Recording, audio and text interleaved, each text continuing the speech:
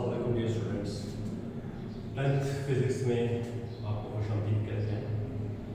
आज हमारा टॉपिक है, पहला टॉपिक है हमारा सिंपल हार्मोनिक मोशन। सबसे पहले हम ये देखते हैं कि सिंपल हार्मोनिक मोशन क्या होती है। सिंपल हार्मोनिक मोशन बेसिकली एक वाइब्रेटरी मोशन की किस्म होती है, जिसमें हम ये देखते हैं कि जो नेट फोर्स होती है वो डायरेक्टली प्रोपोर्शनल होती है मीन पोजीशन के, और सेकंड जो होता है नेट फोर्स की जो डायरेक्शन रहती है वो हमेशा मीन पोजीशन की तरफ रहती है। इनको हम एक्सप्लेन करेंगे कुछ एग्जांपल्स के जरिए। अगर हम एग्जांपल देखें तो पहले हमारे पास है motion of mass attached spring, जैसे कि यहाँ पे शो भी किया गया है। दूसरा है मोशन ऑफ सिंपल पेंडुलम। तीसरा है motion of a ball in a bowl. जो हमारा पहला टॉपिक है उसके लिहाज से हम देखते हैं कि motion of mass attached bye a spring. First करें, हमारे पास एक स्प्रिंग से मास अटैच किया गया है जिसकी वैल्यू है m, और इसकी जो इनिशियल पोजीशन है और इसको मीन पोजीशन बोलते हैं वो ऊपर है। हम कुछ एक्सटर्नल फोर्स लगाकर इसको हम स्ट्रेच करते हैं और मूव कर लेते हैं अप टू पोजीशन ए। इस तरीके से कुछ एनर्जी स्प्रिंग के अंदर इलास्टिक पोटेंशियल एनर्जी की फॉर्म में स्टोर हो जाएगी। जो ही हम इसको रिलीज करेंगे तो ये मीन पोजीशन की तरफ मूव करेगा। मीन पोजीशन पे ठहरेगा नहीं, बल्कि अपनी मोशन कंटिन्यू रखेगा ड्यू टू इनर्शिया, और ये कुछ स्प्रिंग को कंप्रेस करके पोजीशन बी तक ले जाएगा। इस तरीके से अगेन जो है कुछ इलास्टिक पोटेंशियल एनर्जी स्टोर हो जाएगी स्प्रिंग के अंदर, जो कि इसको दोबारा खोलेगी और ये अगेन जो है पोजीशन ए की तरफ अंदर करना शुरू कर देगा। इस तरीके से ये ए और बी के दरमियान अपनी जो हरकत है वो जारी रखेगा। अब हम देखते हैं कि इस पर हम जितनी ज्यादा फोर्स लगाएंगे उतना ही ज्यादा जो है स्प्रिंग खुलेगा, उतनी ही ज्यादा जो है इलास्टिक पोटेंशियल एनर्जी इसमें स्टोर होगी, और जब आप रिलीज करेंगे तो ये उतनी ही तेजी से मूव करेगा। इससे पहला हमारा पॉइंट आ जाता है कि मीन पोजीशन से जितना ज्यादा डिस्टेंस होगा उतनी ही ज्यादा फोर्स लगानी पड़ेगी, और उतनी ही ज्यादा इसमें इलास्टिक पोटेंशियल एनर्जी स्टोर होगी, और उतनी ही तेज से रिलीज करने पे ये मूव करेगा। मींस के जितने ज्यादा फोर्स होगी उतनी ही ज्यादा इसमें इलास्टिक पोटेंशियल एनर्जी होगी, और उतनी तेज से ये मूव करेगा। पहला पॉइंट आ गया।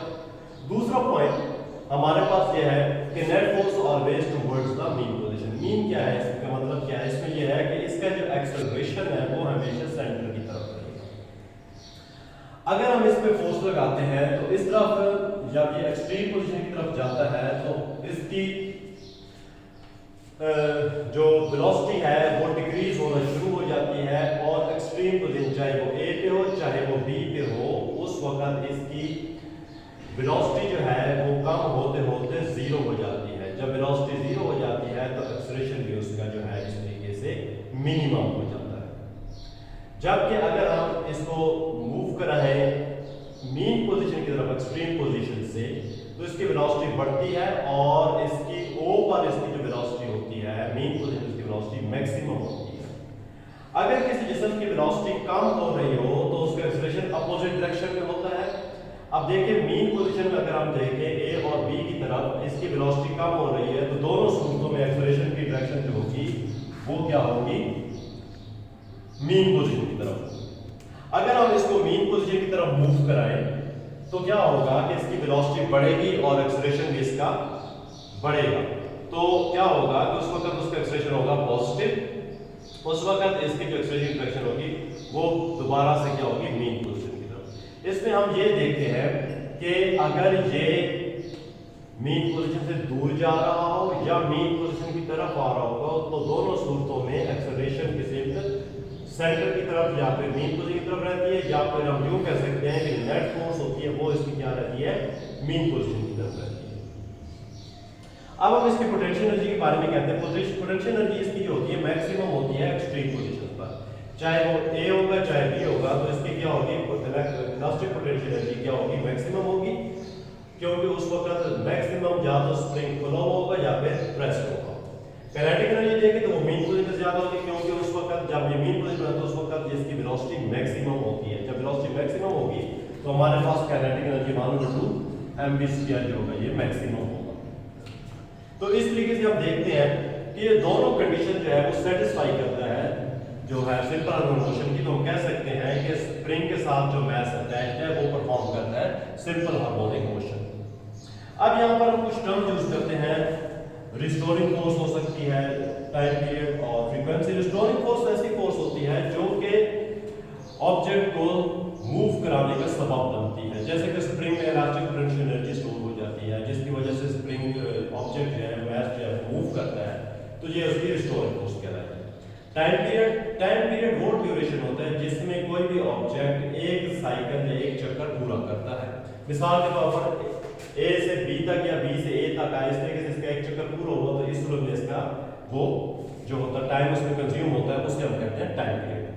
अगर हम फ्रीक्वेंसी कहें तो एक सेकंड में जितने भी वो चक्कर पूरे करेगा ए और बी के दरमियान वो उसकी क्या कहलाएगी, फ्रीक्वेंसी कहलाएगी। मिसाल के तौर पर एक सेकंड में ए से बी के दरमियान वो 4 चक्कर पूरे करता है, 4 साइकिल पूरे करता है, तो उस वक्त उसकी फ्रीक्वेंसी 4 होगी। फ्रीक्वेंसी की यूनिट हर्ट्ज होता है, टाइम पीरियड की यूनिट सेकंड में लिया जाता है। अगर हम इसका देखें टाइम पीरियड का फार्मूला तो हमारे पास होता है T = 2πm/k। m से मुराद है मास ऑफ ऑब्जेक्ट और k से मुराद है स्प्रिंग कांस्टेंट। स्प्रिंग कांस्टेंट ये डिपेंड कर रहा होता है स्प्रिंग की थिकनेस पे, स्प्रिंग के मटेरियल पे और उसके साथ जो है स्प्रिंग की लेंथ पे। अगर ये वेरी करेंगे तो ओके वेरी करेगा, क्योंकि इस केस में हमारे पास एक स्प्रिंग सेम यूज हुआ है तो यहाँ पे हमारे पास कांस्टेंट के सेम ही रहेगा पूरे केस के दौरान। तो ये हमारे पास बेटा आज का टॉपिक था जिसमें हमने स्टडी किया सिंपल हार्मोनिक मोशन और उसकी हमने एग्जांपल देखी। एक और इसमें हम छोटी सी एग्जांपल देख लेते हैं या फिर चलो नेक्स्ट टाइम के लिए कर देंगे। तो यहाँ तक बेटा आप देख लें, इसको आप अच्छे तरीके से स्टडी करें। कोई भी अगर आपका क्वेश्चन हो तो आप कमेंट्स कर दीजिएगा, मैं कोशिश करूँगा आपको उसका रिप्लाई।